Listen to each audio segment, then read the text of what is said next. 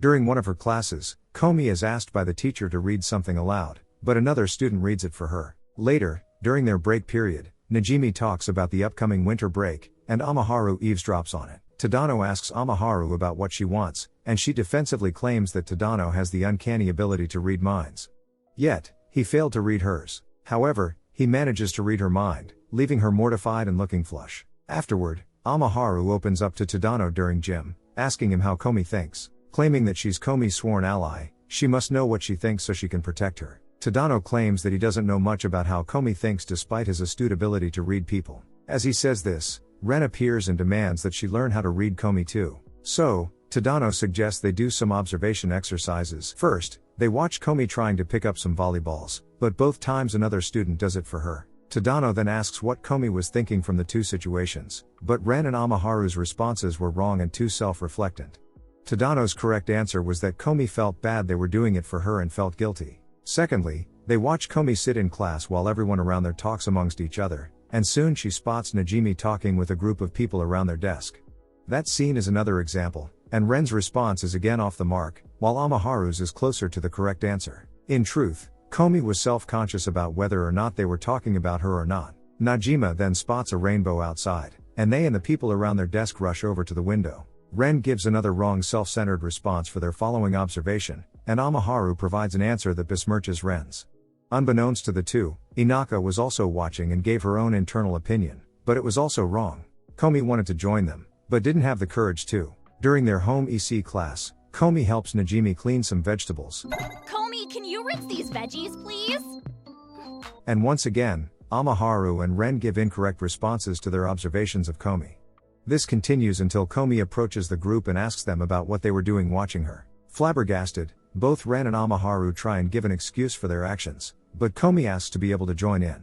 Hence, Tadano suggests they go to the cafe, and both Ren and Amaharu argue about who pays for what Komi buys. However, Komi wants them to pay for herself and wants the two to stop fighting.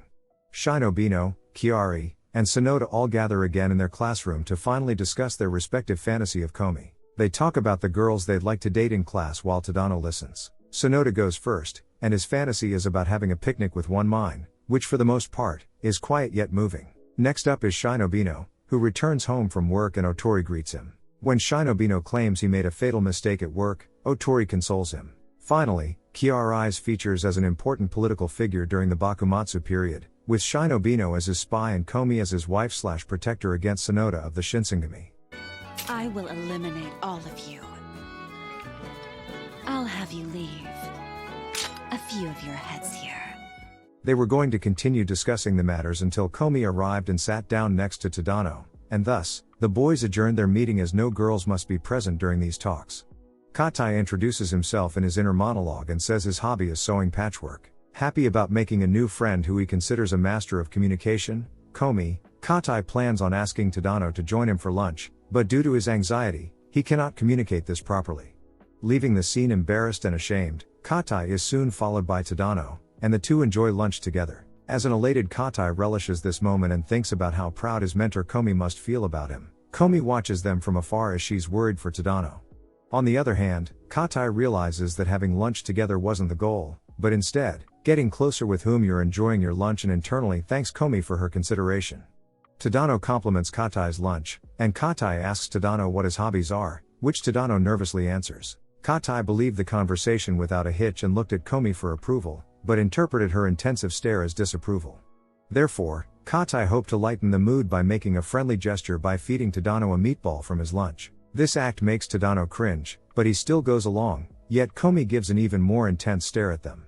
Pondering what more he can do, Katai takes Komi's trembling as a message of sort and then sits next to Tadano and grasps his arm, following something he read in a book about hostesses. In Komi's vision, she thought that Katai was shaking down Tadano for money for eating his lunch. You just ate my lunch, didn't ya? Extortion. Pay up, that'll be 20,000 yen. Despite his neurotic nature, Tadano consoles Katai and claims that he can be himself when around him. Hearing Komi's tummy grumble, Tadano spots Komi and invites her to join them for lunch. Reluctantly, she agrees, and Tadano introduces them to each other as they're both far too nervous about introducing themselves. Before Tadano could inform them of their commonality, Najima stops them and suggests that he not reveal it as it's funnier this way and joins them for lunch. Hearing a sweet potato salesperson outside, Komi gets some money from her father to purchase some. Outside, Komi receives the salesperson's attention, but due to her anxiety, she turns him away. After the salesperson again, Komi buys 5 sweet potatoes for herself. In his home, Tadano contemplates something that has been bothering him since the school culture fest and realizes that it was because everyone saw him as a girl. Lamenting his problem, he then starts to think about his dance with Komi and tries to resettle his emotions by going outside. Outside, Tadano goes for a bike ride and runs into Komi. He offers to walk her home, but Komi refuses. Tadano then thinks about inviting her to hang out with him during the winter break, but fails to do so by leaving early. Before Tadano leaves, Komi stops him and gives him a sweet potato, and Tadano asks Komi to do something together with him during winter break. Komi agrees to this, and Tadano leaves the scene. Sitting alone in her room, Komi looks at her calendar and sees that Christmas is coming. She then gets a phone call from Najimi, who tells her that a Christmas present exchange party will be held at her house with a budget of 2,000 yen. Hello, Komi! We're having a Christmas party at your place on the 24th, so get a gift under 2,000 yen for the gift exchange. Goodbye! After Najimi hangs up, Komi looks at her phone and becomes shocked to see that it's Christmas Eve. While hastily trying to get clothes on for outside, Komi realizes that she cannot choose a suitable present and other problems. Her younger brother Shaosuke then walks by her room and is forced to accompany her on her shopping trip, which greatly annoys him. Shaosuke offers her a bag of rice crackers, but Komi rejects it, so he tries to leave. However, Komi stops him and negotiates with him to stay. She then shows Shaosuke a bunch of possible presents, including candles, a vase, and a dancing Santa doll. All of these things were rejected by Shaosuke, who boldly tries to leave again. Later, Shaosuke suggests a lovely pink sweater, and Komi chooses it, but when she asks him to buy it, he abruptly tries to leave. Late that afternoon, Najimi, accompanied by some of their classmates, arrived at Komi's house and said happy birthday to her. They get no response from Komi, prompting the group to think that Tadano was wrong telling them her birthday was tomorrow. Their goal was to have a surprise early birthday party for Komi. Komi then wrote on her notepad that it was tomorrow and thanks to them all. Relieved to hear that, Naimi gives Komi their present to her, and everyone else aside from Tadano enters her house. Tadano talks a bit with Komi and suggests she send a group thank you email to everyone afterward, and Komi agrees. Inside Komi's home, the guests all scoped out the living area and contemplated where they'll sit, while most of them considered what place would be best to sit next to Komi. Komi's mother then appears and asks to help pass out snacks. She agrees and is joined by Tadano and Naimi. The Komi enthusiastic students then play rock paper scissors to decide who Komi will sit next to, and Ren wins, only for Komi to sit next to Tadano. Afterward, Ren suggests they play the king game, and she rigs it so that she's the king. Although excited to be king, Ren struggles to think of what she'd ask Komi to do for her and decides to ask for her email, but is too flustered to ask it coherently. Najimi is next and wants Komi and them to dress up like Santa, which they have the costumes for already. This act was the highlight of the party. It was Tadano's turn next, and he asked that he receive a neck massage from the person who is number 7, which was the lowlight of the party.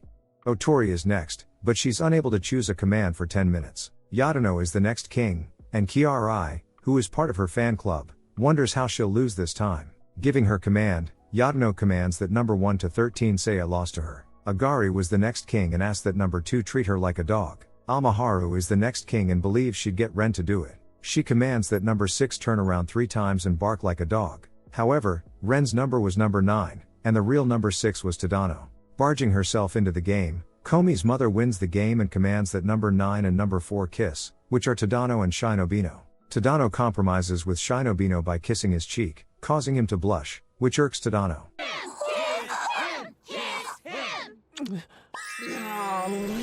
Wait a minute, why are you blushing? Finally, it's Komi's turn as king, and she commands that everyone keep being her friend, and they all happily agree. This was recognized as the most touching moment of the day. Later in her room, Komi agonized over her silly command. Earlier that day, Tadano reflects on asking Komi to hang out with him during their winter break. He then recalls that Komi's birthday is soon and realizes that it's the next day, setting forth the events that lead to Komi's surprise birthday party at her house.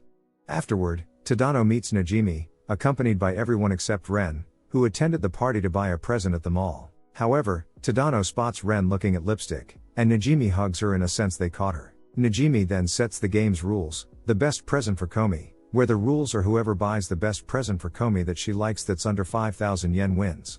They all show what they bought for Komi, and Ren goes first, revealing that she's the present. Sequentially, Omaharu bought Komi a gift card, One Mind bought Komi umeboshi, Yadano bought Komi protein powder, Najimi bought Komi 2 kilograms of ice cream, and Agari bought Komi a How to Train Your Dog set.